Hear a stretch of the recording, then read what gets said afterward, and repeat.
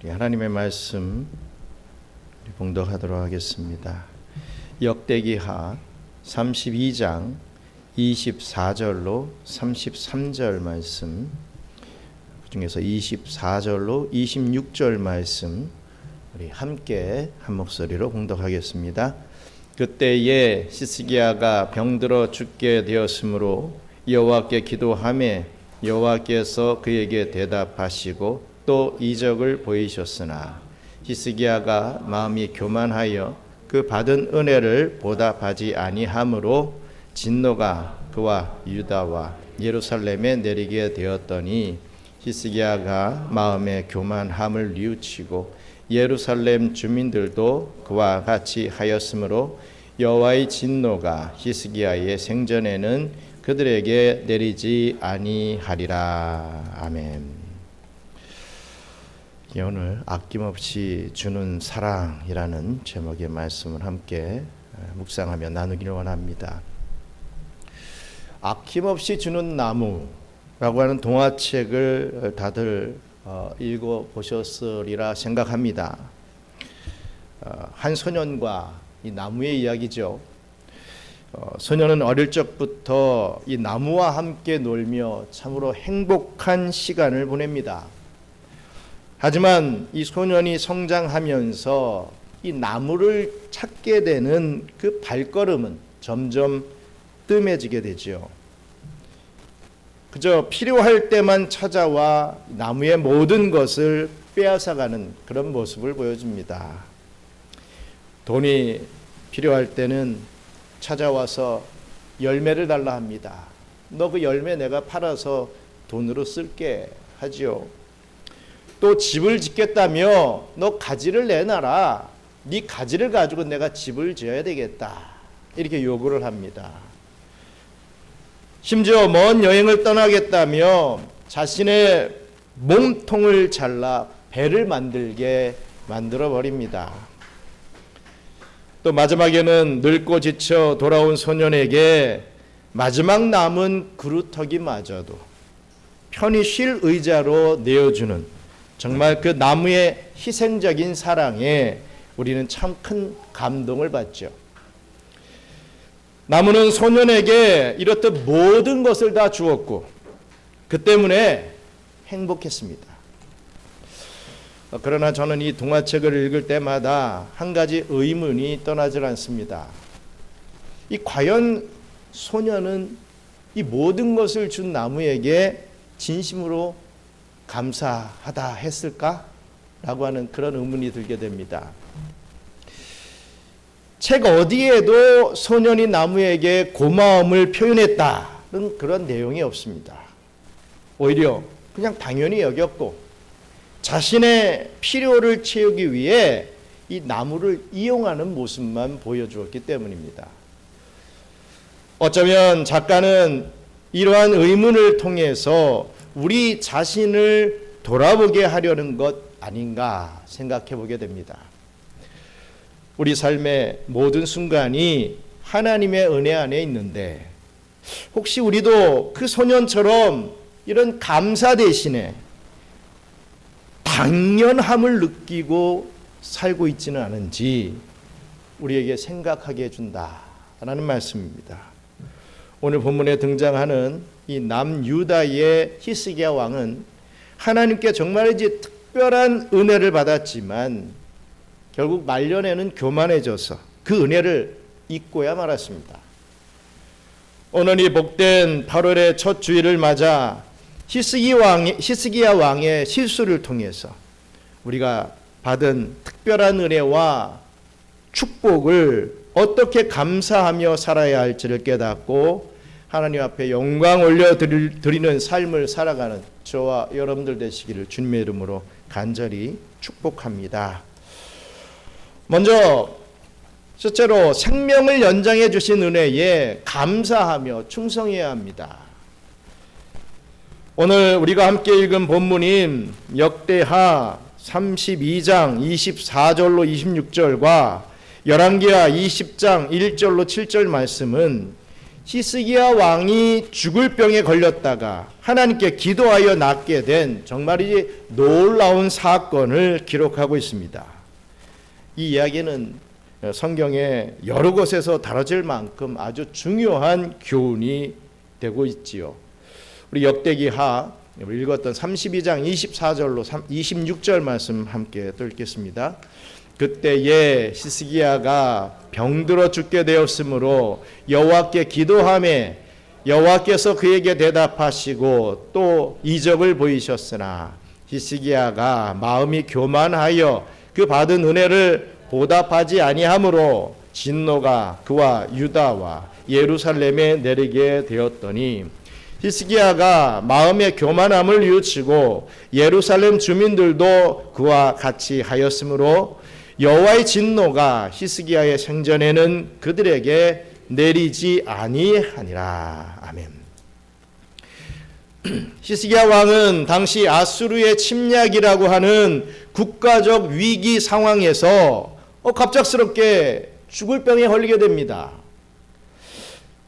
이때 이사야 선지자는 하나님의 말씀을 전하며 그가 죽게 될 것이라고 예언하지요. 아니 선지자라는 사람이 와서 빨리 나을 것입니다. 빨리 낫기를 원합니다. 막 이런 축사의 기도를 하고 신유의 은사를 베풀어 주면 참 좋을 것만 같은데 그냥 와가지고 당신은 이제 곧 죽을 겁니다. 이런 말을 하니 얼마나 어이가 없었겠습니까? 얼마나 큰 실망을 했겠습니까? 어찌되었든 그러한 이사야 선지자의 말씀에 히스기야 왕은 절망에 빠집니다. 하지만 그냥 절망에 빠지고 끝나지 않았죠. 그는 벽을 향해 이 얼굴을 돌리고 하나님 앞에 정말이지 간절히 기도했습니다. 그의 기도는 단순한 살려달라는 외침이 아니라 통곡 섞인 기도였던 것을 봅니다. 열왕기하 20장 3절 말씀 함께 읽겠습니다. 여호와여 구하오니 내가 진실과 전심으로 주 앞에 행하며 주께서 보시기에 선하게 행한 것을 기억하옵소서 하고 히스기야가 심히 통곡하더라. 아멘. 하나님께서 히스기야 왕의 기도를 들으셨겠습니까? 들어주셨습니다. 이사야 선지자가 히스기야 왕이 곧 죽게 될 것이다 라고 말을 전하고 아직 성전 가운데 벗어나기도 전에 하나님은 이사야 선지자에게 너 빨리 가서 다시 말해라 이렇게 음성을 들려주시죠. 그 음성이 열왕기하 20장 5절로 6절의 말씀입니다. 함께 읽겠습니다. 너는 돌아가서 내 백성의 주권자 히스기야에게 이르기를 왕의 조상 다윗의 하나님 여호와의 말씀이 내가 내 기도를 들었고 내 눈물을 보았노라. 내가 너를 낫게 하리니 내가 3일 만에 여호와의 성전에 올라가겠고 내가 내 날에 15년을 더할 것이며 내가 너와 이 성을 아수르 왕의 손에서 구원하고 내가 나를 위하고 또 내 종 다윗을 위함으로 이 성을 보호하리라 하셨다 하라 하셨더라. 아멘. 히스기야는 단순히 병이 나은 것을 넘어서 무려 15년이라는 생명을 선물로 받았습니다. 이것은 정말 인류 역사상 전례 없는 일이었죠. 성경에서도 죽었다가 부활한 사람은 몇 명 있지만 수명이 연장된 사람은 이 히스기야 왕의 기사가 유일합니다. 게다가 우리 하나님은 해 그림자를 10도 뒤로 물러가게 하는 기적까지 보여주시면서 이 약속을 확증해 주셨던 것입니다. 정말 특별 중에 특별한 은혜를 베풀어 주셨습니다. 이 기적은 히스기야뿐만 아니라 온 백성에게 큰 충격과 이 감동까지도 주었을 것입니다. 여러분, 그런데 이 정도의 은혜를 받았다면 정말이지 남은 15년을 더욱 하나님께 충성하며 살아야 마땅하지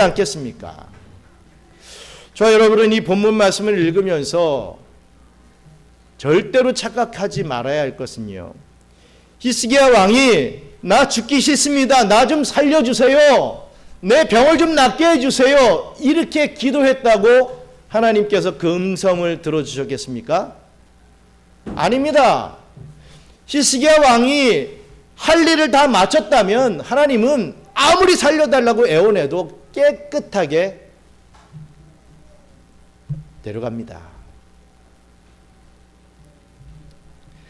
반대로 나는 죽고 싶어요 라고 해도 우리에게 아직 하나님 앞에 할 일이 남았다 한다면 우리 하나님은 그 어떤 죽을 병이 걸렸더라도 살려주시는 하나님이심을 믿으시기 바랍니다.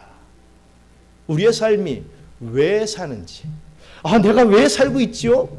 나의 삶은 너무 무의미합니다, 공허합니다, 이럴 바에는 안 사는 게 낫지 않습니까? 혹 이렇게 반문하고 계신, 또 생각하고 계신 분이 혹시 있습니까? 분명한 이유가 있다는 거죠. 아직까지 우리에게 하나님께서 할 일이 남아있기 때문에 살려주신다는 것을 알아야 됩니다. 제가 한국에서 우리 어떤 한 장로님, 저희 모교의 장로님을 신방한 적이 있습니다. 췌장암에 걸려서 이제 정말 돌아가신다 라고 다 판정을 받았어요. 그래서 많은 우리 담임 목사님도 가시고 부교육자들도 다 가서 신방을 하죠.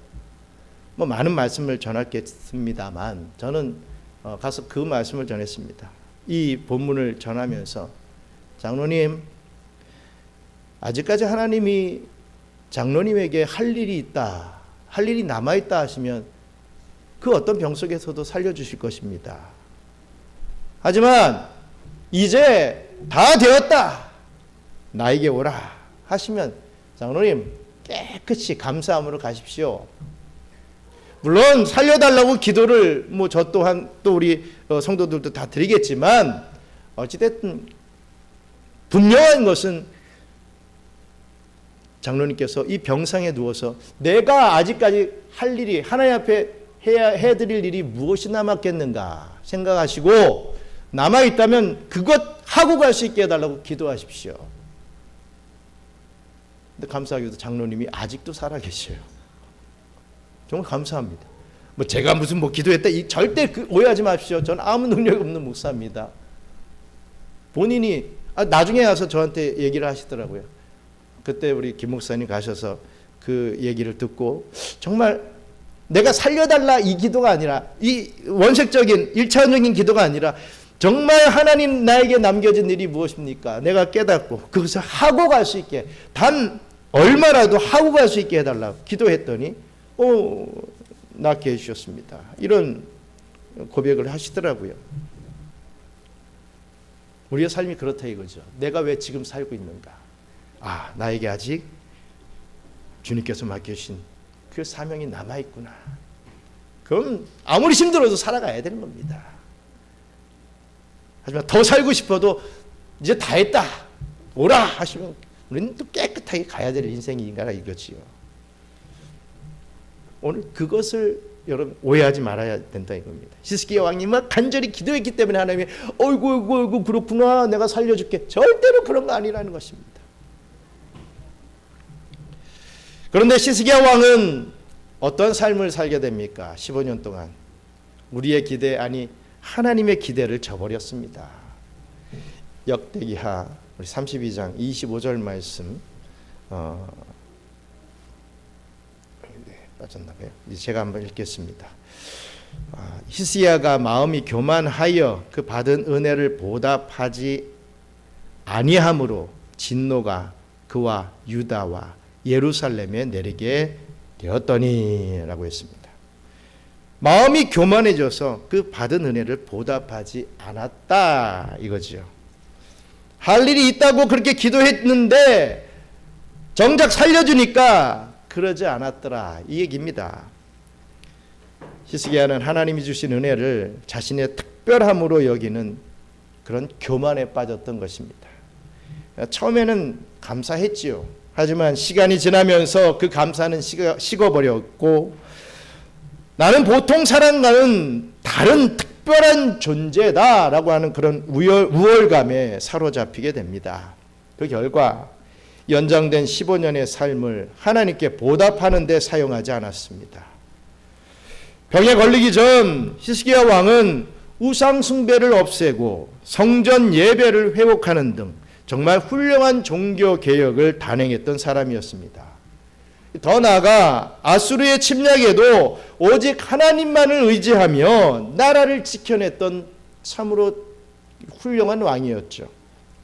그러나 생명이 연장된 15년간은 눈에 띄는 선한 일이나 충성된 사역에 대한 기록이 거의 없습니다. 그의 마지막 15년은 마치 용두사미와 같이 초라하게 끝나버린 것입니다. 그렇습니다. 저와 여러분도 히스기야와 같습니다. 저와 여러분들 중에 정말 이제 매일 아침에 눈을 떠서 일어날 때마다 오늘 하루의 삶이 하나님께서 연장시켜 주신 특별한 시간임을 잊지 않고 진심으로 감사드리면서 하루 일과를 시작하는 사람이 과연 몇이나 있는지 궁금합니다. 또 오늘도 하루가 시작됐구나. 직장에 어떻게 가지? 내 아이를 어떻게 보지?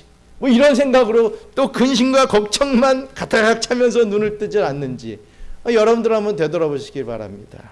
정말 눈을 뜨면서 새 생명을 주신 하나님 감사합니다. 생명을 연장해 주신 하나님 감사합니다 하는 그러한 것이 나의 모습인지 아닌지 우리는 늘 생각해 보며 자기를 점검해야 되지요.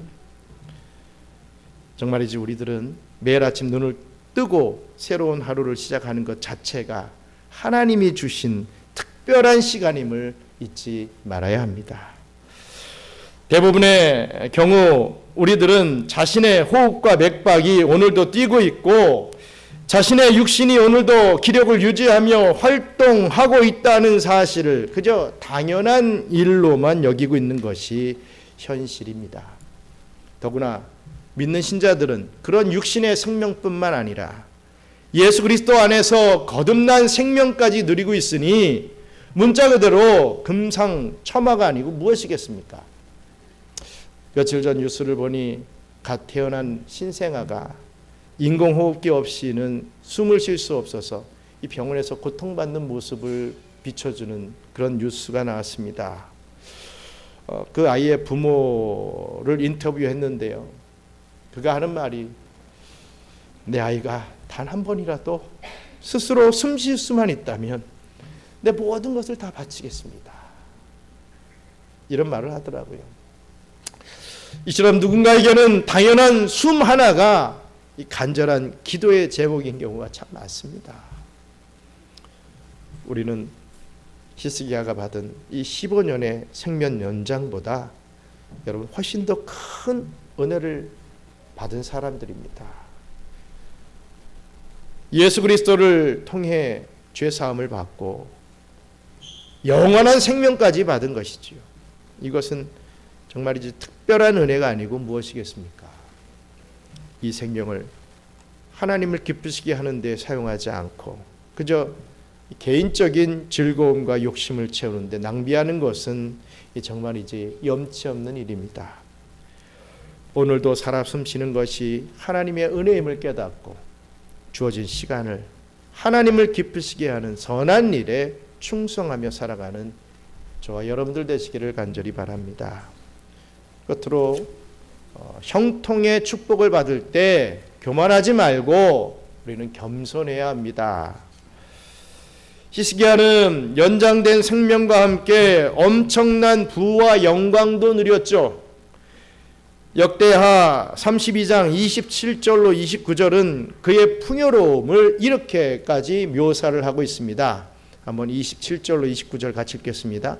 히스기야가 부와 영광이 지극한지라 이에 은금과 보석과 향품과 방패와 온갖 보배로운 그릇들을 위하여 창고를 세우며 곡식과 쇠포도주와 기름의 산물을 위하여 창고를 세우며 온갖 짐승의 외압간을 세우며 양떼에 우리를 갖추며 양떼와 많은 소떼를 위하여 성읍들을 세웠으니 이는 하나님이 그에게 재산을 심히 많이 주셨음이며. 아멘. 그렇습니다.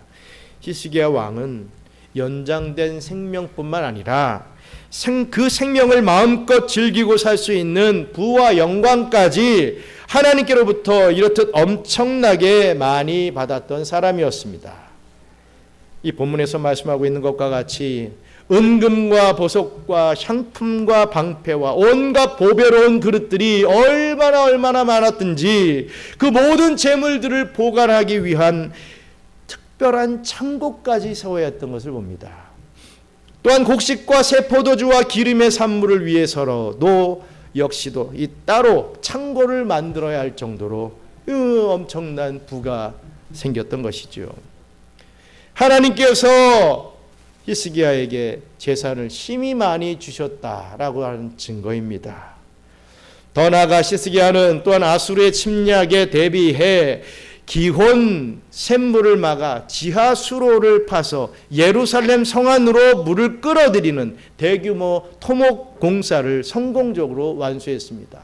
예루살렘 성을 완전히 봉쇄해버리면 식량도 식량이지만 물이 없어가지고 얼마 버티지 못하는 그러한 것을 대비해서 안쪽으로 물이 들어오게끔 그 수로를 만드는 공사를 완공했던 것이죠.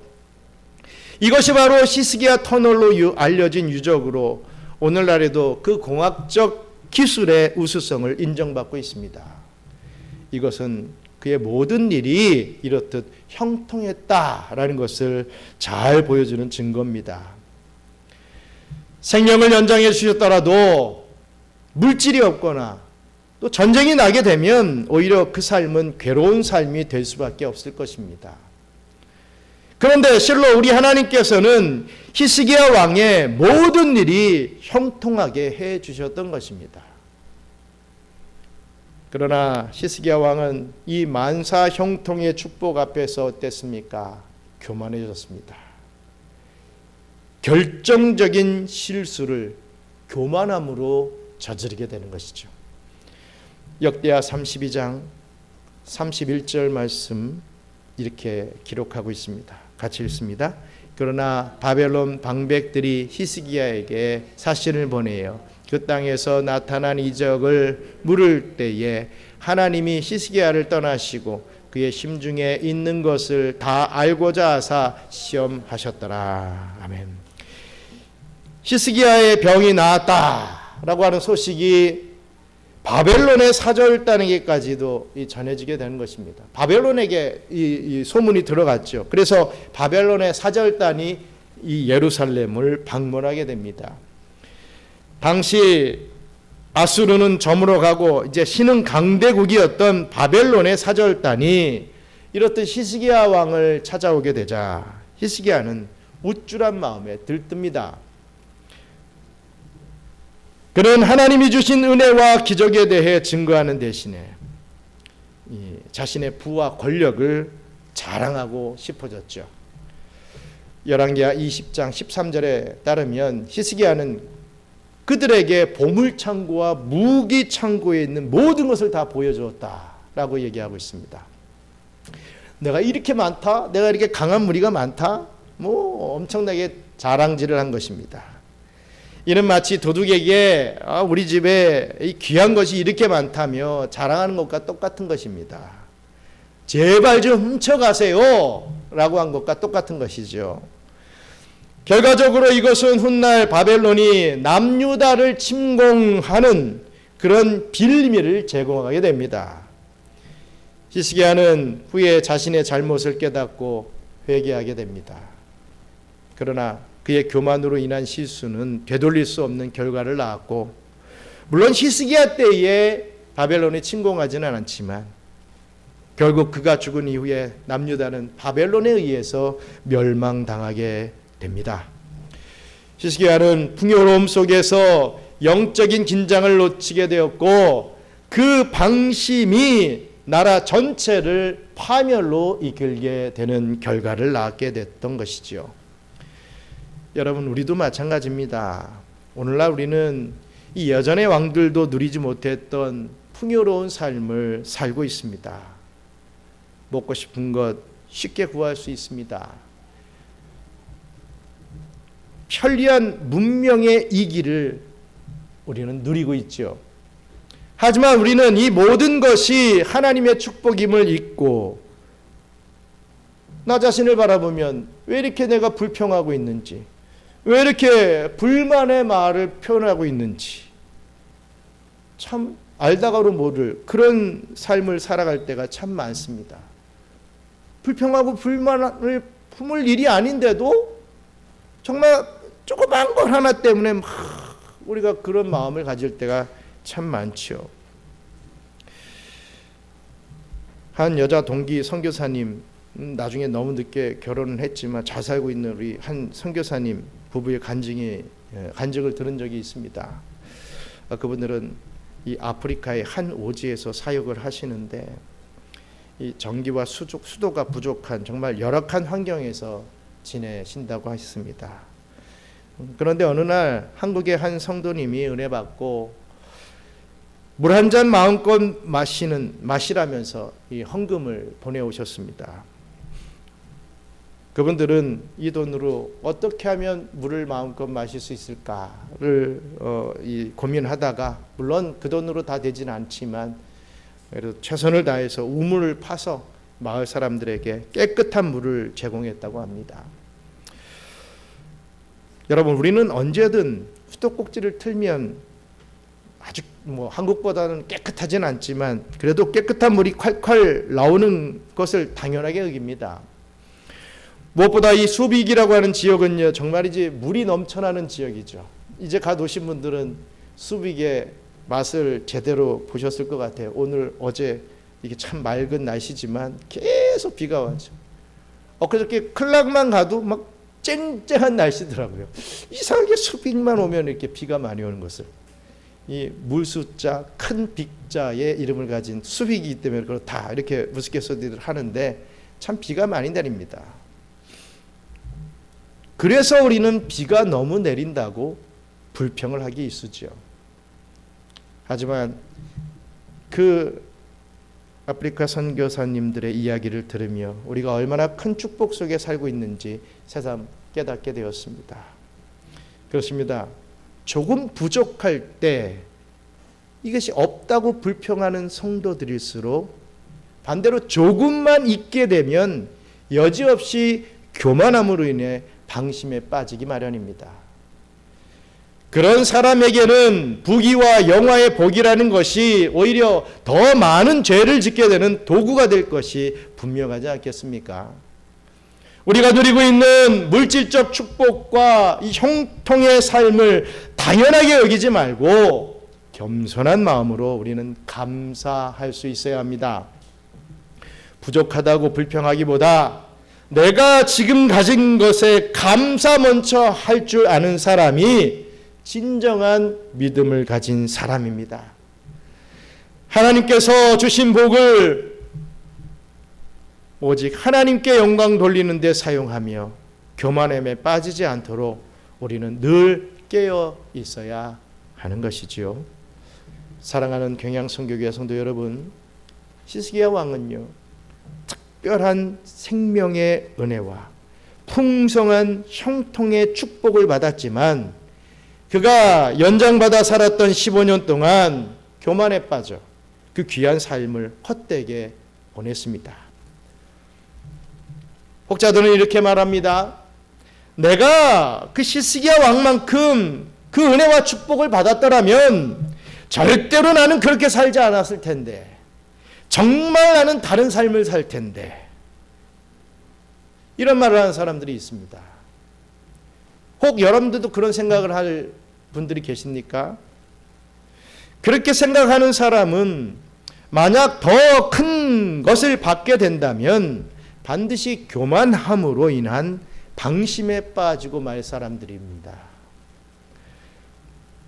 먼저 지금 자기가 받아 누리고 있는 것이 사실상 그 옛날의 왕보다도 오히려 더 크고 풍족한 것임을 깨닫지 못하는 사람은 설사 더 좋고 더 많은 것이 주어진다고 해도 그것을 가지고 선한 일에 더욱 충성하기는커녕 감사조차 제대로 드리지 않을 사람이 틀림없을 것입니다. 그렇다면 지금 우리가 누리고 있는 이 생명의 은혜와 이 삶의 축복이 얼마나 큰 것인지 먼저 우리는 깨달을 수 있어야 합니다.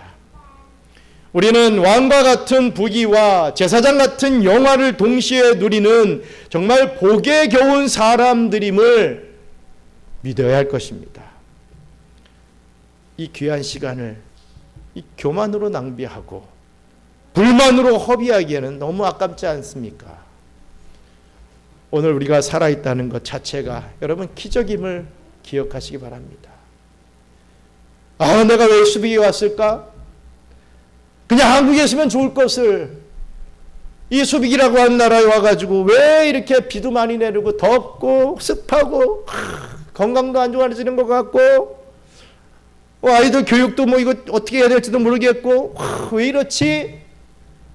이렇게만 생각하고 불평하고 불만하기를 이전에 하나님께서 이곳으로 이끌어 주신 분명한 이유가 있겠구나. 한국에서는 할 수 없는 정말 하나님의 특별한 은혜가 나에게 넘치겠구나. 하나님이 보내주셨으니 하나님이 분명한 이유가 있으시겠지. 자꾸만 내 머리로 이유를 찾으려고 하지 마시고 하나님이 어떠한 이유로 나를 이곳으로 오게 하셨을까를 하나님 앞에 여쭙고 그 이유를 찾아 그것을 가지고 힘있게 살아가야 되는 것이 저와 여러분들임을 잊지 마시기 바랍니다. 하루하루가 기적인 것이죠. 힘들다고 투덜대면서도 굶을 걱정 없이 살아가는 것이 정말 얼마나 놀라운 축복인지 깨닫고 먼저 감사하시기 바랍니다. 이미 받은 은혜와 지금 누리고 있는 축복을 깨닫지 못하고 정말 이제 감사하지 않는다면 우리는 신앙의 미성년자요, 배은망덕한 사람일 것입니다. 우리에게 구원의 새 생명과 또 함께 일용할 모든 것을 이렇게 풍족하게 주시는 하나님께 깊은 감사, 넘치는 기쁨의 감사를 올려드리게 되시는 저와 우리 경양의 성도님들 되시기를 주님의 이름으로 축원합니다. 우리 잠시 기도하겠습니다. 여러분들이 받은 것이 무엇인지 먼저 한번 생각하시기 바랍니다. 나에게 있는 것이 무엇인지, 자꾸 없는 것, 이게 없는데 저거 없는데 저거 좀 있었으면 이것만 자꾸만 먼저 생각하지 마시고, 그러면 아무 감사할 조건이 생기지 않습니다. 먼저 나에게 주신 것, 있는 것, 정말 엄청난 것을 주셨는데 우리는 그것을 모른단 말이죠. 나에게 주신 이 자녀 얼마나 귀합니까? 나에게 주신 이 재능들, 이 건강, 정말 너무나도 귀한 것이 많은데 그것을 바라보지 못하고 부족한 것, 나에게 없는 것, 나에게 없는데 쟤한테는 있는 것, 뭐 이런 것만 자꾸만 생각하니 우리가 이 감사가 막히는 건 아니겠습니까? 하나님, 저에게 이러이러한 것을 주신 것 너무나 감사합니다. 또 이것에 그치지 않고 더 엄청난 것을 예비하고 계심을 감사하고, 정말 우리 주님이 예비하신 것이 무엇인지 깨닫고 또 왜 그것을 주시려고 하시는지를 깨닫고 기도할 때 히스기야 왕같이 그 기도에 응답받게 하실 것을 감사하면서 그 응답을 받았을 때 교만하지 않고 더 겸손함으로 하나님 앞에 영광 올려드리는 삶을 반드시 살게 해 주시옵소서라고 이렇게 함께 기도하겠습니다. 감사합니다. 하나님, 우리는 너무나도 불평과 불만 아래 우리의 삶이 찌들어 살고 있습니다. 왜 나는 여기 왔을까? 나는 왜 이런 삶을 살까? 난 왜 이런 남편과 결혼했을까? 난 왜 이런 부인을 뒀을까? 나의 직장은 왜 이런 곳일까? 나의 사업은 왜 저 사람과 같이 잘 되지 않고 왜 요 모양 요꼴일까? 이런 것만 바라보며 하루하루를 이렇게 찌들어 살아갑니다. 아버지 하나님, 용서하여 주시옵소서. 우리에게 얼마나 준 것이 많은데 남이 주지 않은 이런 남편을 주셨고, 이러한 귀한 부인을 주시고, 이러한 자녀를 주시고, 이러한 물질을 주시고, 건강 주시고, 이러한 기업에서 일하게 해주시고, 이러한 사업체를 또 운영하게 해주신 것, 정말 하나님의 은혜와 축복인데 그것은 생각하지 못하고 자꾸만 없는 것, 부족한 것만 바라본 저를 용서하여 주시고, 아버지 하나님, 우리 교회 공동체 안에서 정말 감사의 간직이 넘쳐날 수 있는 그러한 우리 경영의 성도들 다 될 수 있도록, 또 이 종이 될 수 있도록 은혜를 베풀어 주시옵소서. 이제는 우리 구주 예수 그리스도의 은혜와 그 놀라우신 창조주 하나님의 사랑과 보혜사 성령님의 교통감화 위로 충만하심이 우리의 생명을 연장시켜 주시는 은혜를 베풀어 주신 하나님께 감사하며, 형통의 축복을 받아 누릴 때 교만하지 않고 겸손함으로 하나님을 기쁘시게 하기를 소망하는 경양 선교교회 모든 성도들 머리머리 위에 이제로부터 영원토록 함께 있을지어다. 아멘.